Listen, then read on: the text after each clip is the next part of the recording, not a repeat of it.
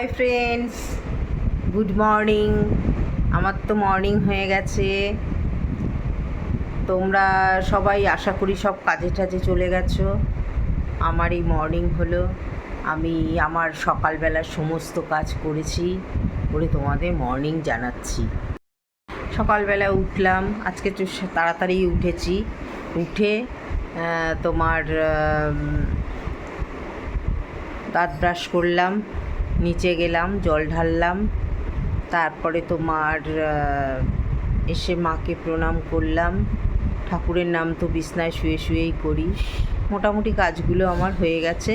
তারপরে ওপরে এসে আমি চা করলাম, কারণ বোন আজকে এখনও আসেনি।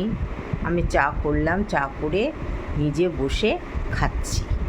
তা এইবার তোমরা দেখো দিদিভাই কীরম চা করেছে। দেখো দিদিভাই চা করেছে 1 কাপ ভর্তি চা আর বিস্কুট, বুঝেছ? এটা আমাদের সকালের একটা প্রিয় খাবার। সকালবেলা এই রকম চা আর বিস্কিট যদি মন মতো না পাই, আমার সেই দিনটা যেন ভালোই কাটে না। এই যে বাইরে বেড়াতে যাই, এই কাপে করে করে চা দেয়, আমার যে কী বাজে লাগে। মানে সারাটা দিন যেন আমার একদম খারাপ চলে যায়, জানো তো। চা খাওয়াটা আমাদের কাছে ভীষণ একটা ভালো জিনিস আর প্রিয় জিনিস বলেই মনে হয়। কারণ কি বলো তো, কারণটাও বলে দিই। আমরা তো চিনি খাচ্ছি না, আমরা সুগার ফ্রি দিয়ে খাচ্ছি। এতে কোনো ব্যাড এফেক্ট নেই, আমাদের ডাক্তার বলেই দিয়েছেন। আর আমরা সব কিছুতে যে অনেক অনেক খাচ্ছি তা তো না। সুতরাং চাটা আমরা খুব শান্তিতে খাই, আমাদের এতে কোনো ক্ষতি নেই বলে। তো যাই হোক, আমি আমার নিজের কথা বলছি, এবার তোমাদের কথা বলো। তোমরা সবাই কে কী করছো? সবাই ভালো আছো তো? সবাই সবার পরিবারকে কিন্তু খেয়াল করবে, সব সময় খেয়াল করবে, বাচ্চাদের ঠিকমতো রাখবে। এখন শুনছি নাকি ডেঙ্গু হচ্ছে, বাড়িতে জল টল রেখো না, কোনো জায়গায় যেন জল না জমা থাকে। ভীষণ ভালো থেকো, সবাই ভালো থেকো, সুস্থ থেকো, দিদির সাথে থেকো। দিদিকে কিন্তু ভুল বুঝো না, তাহলে কিন্তু দিদি খুব কষ্ট পাবে, ঠিক আছে?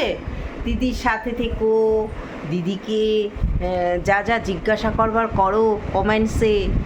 দিদি কিন্তু তোমাদের খুব ভালোবাসে, আর তোমাদের নিয়েই দিদি আছে। সুতরাং দিদিকে কেউ ভুল বুঝো না। দেখো চা খাওয়ার থেকে শুরু করে তোমাদের সাথে কথা বলি। আজকে এক জায়গায় একটু বেরোবার কথা আছে, যদি বেরোই তাহলে তোমাদের দেখাবো।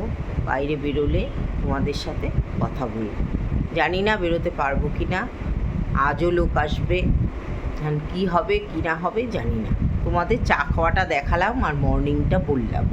সবাই ভালো থেকো, সুস্থ থেকো। আমার ভাই বোন বন্ধু বান্ধবী যত আছে আমার এফবিতে, সবাইকে বলছি সবাই ভালো থেকো। আমার দিদি দাদা ভাই সবাইকে বললাম, সবাই ভালো থেকো, সুস্থ থেকো, সুন্দর জীবন কাটাও, আনন্দে কাটাও, কোনো অশান্তির মধ্যে যাবে না, ঠিক আছে? কোনো অশান্তি দেখলে সরে আসবে। ভালো থেকো, সারাটা দিন তোমাদের ভালো কাটুক, আমি এটাই ভগবানের কাছে ঠাকুরের কাছে প্রার্থনা করি। আজ মঙ্গলবার, আমি আজ বজরংবলী আর লোকনাথ বাবার নামে থাকি, তোমরা জানো।